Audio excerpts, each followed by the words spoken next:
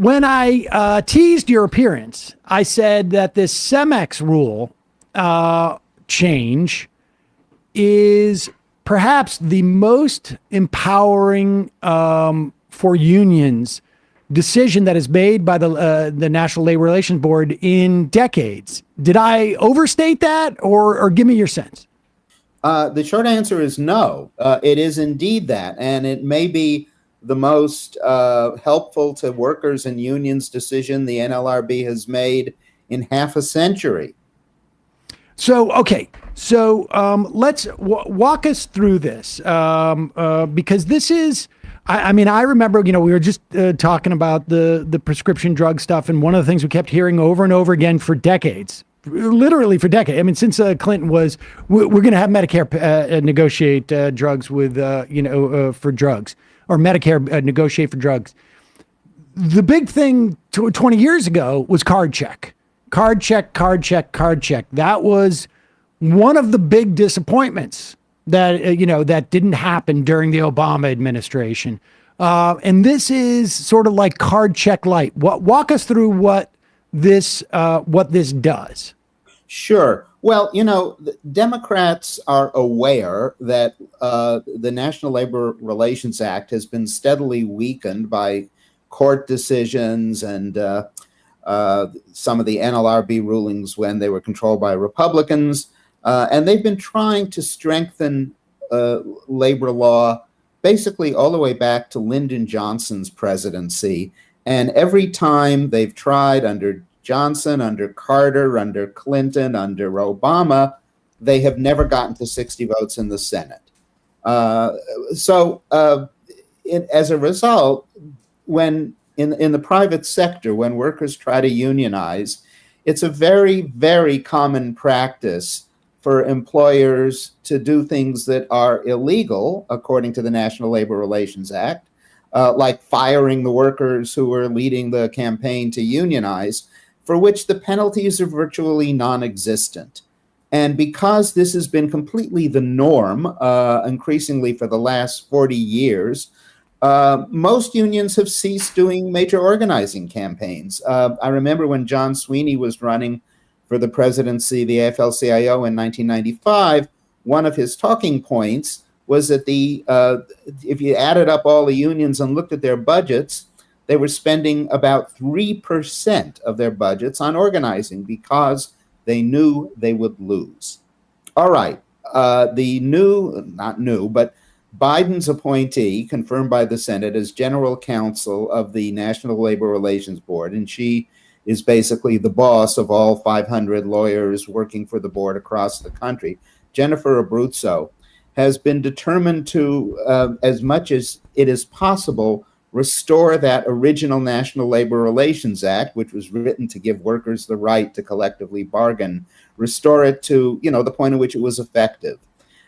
She put that out in a memo shortly after she took office, in a memo to her lawyers, and she got a case that she brought before the board, which the board issued this Cemex decision on Friday. What the decision says is, if enough workers to constitute a majority have made clear they wish to affiliate with a union by signing cards or some other measure, the employer then has a choice. The employer can voluntarily recognize the union, which 99.9% of the time the employer will not do, or the employer is legally obligated to file for a board-run election.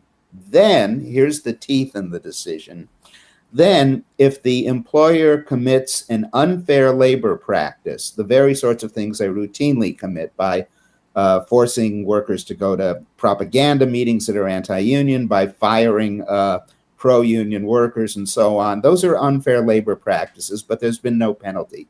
In this case, if the employer during the run-up to the election or during the election itself commits an unfair labor practice, wham, the union is immediately recognized, and the company is ordered immediately to commence bargaining with the union. That is a huge change. Okay, so prior to this, let's just go like, because one of the examples I used yesterday was Bessemer. When Amazon workers at Bessemer, Alabama, I think it was a warehouse. Right. They signed cards. They want to get a union, so they apply essentially to National Labor Relations Board. The National Labor Relations Board looks at those cards, determines that they're valid, and says, "Okay, we're going to issue an election," right? Because Amazon obviously does not want to have a union, Right. Right. and then the election is always like how long out was there? Are there constraints on how long out that election has to take place within? Absolutely not. And delay is a common tactic of employers who do not, want to have a union. It can be delayed, and the more you delay it, the less workers generally are determined still to push through. And in the case of Amazon, where the average Amazon warehouse worker lasts about 8 months on the job before the demands of the job, which are ridiculous, just wears that worker out and he or she quits. A delay is fatal, but it's fatal. Plus they also, I mean, what Amazon does, they bring in managers from all around the country. They all of a sudden it's like 3 managers for every worker there for a brief period of time. I'm exaggerating, but only slightly.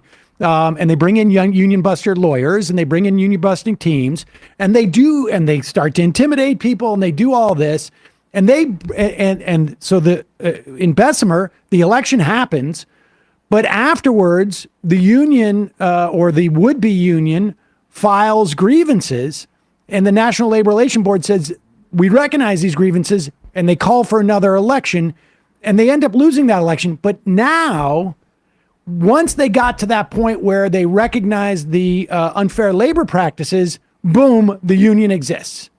Boom, and second boom, the company is ordered to go to the bargaining table with the union. And is there constraints, and because what I've seen in terms of, let's say, Starbucks is we're negotiating with you. We showed up and you weren't there, or we scheduled it at 5:30 a.m. and it didn't. Is there any constraints or any sort of accountability on that part of the process? Like you need to start negotiating this far, or you have this amount of time, or something like that. Here's the problem.